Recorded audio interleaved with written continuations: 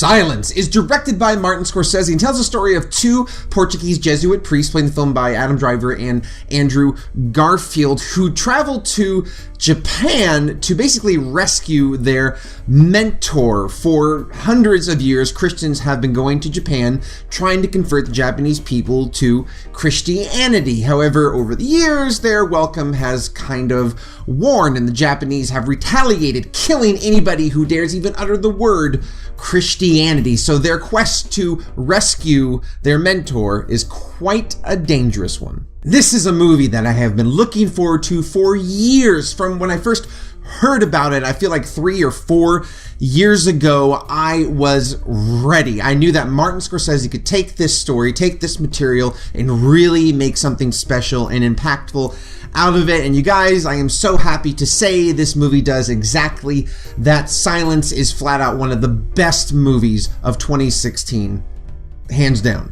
Now, I'd like to just start off this review by saying this. This is not a movie for everyone. It is very and deliberately slowly paced. It has lots of long, static shots. It is a very quiet film with lots of silence, which is a huge theme throughout the film. It's a very meditative film. It's very existential. So if that sounds like a bore to you, then you probably are not going to enjoy Silence. This is a movie that challenges you, not just on an intellectual level, but pretty much on a spiritual level. This movie, if enjoyed properly, if truly appreciated, can be quite an experience. And let's just acknowledge the directorial elephant in the room, Martin Scorsese. He is one of the greatest, if not the greatest, working director of our time. He is just phenomenal. There's not yet been a Martin Scorsese film that has not failed to at least make me smile, to at least appreciate its cinematic genius, and Silence is no different. But this is, of course, very different from other Scorsese films. You know, he's mainly known for doing movies with lots of swearing and guns, but he's had these little kind of gems throughout his career, whether it's The Last Temptation of Christ or Kundun or now Silence, that really stand out. And I think when, you know, film scholars look back 50, 60, 100 years from now, they're really going to appreciate his more risky endeavors. But a director alone cannot make a movie great, and this movie just features amazing performances from everybody across the board, but especially the big three. I'm talking about Andrew Garfield, Adam Driver, and Liam Neeson. They all just knock it out of the park. I could see any one of them getting Oscar nominations, although I would say that Garfield or Neeson really stand out more than maybe Driver's character does. But when Driver's on screen, he is fantastic. Everyone gets a moment in this movie to kind of demonstrate who their character is and to have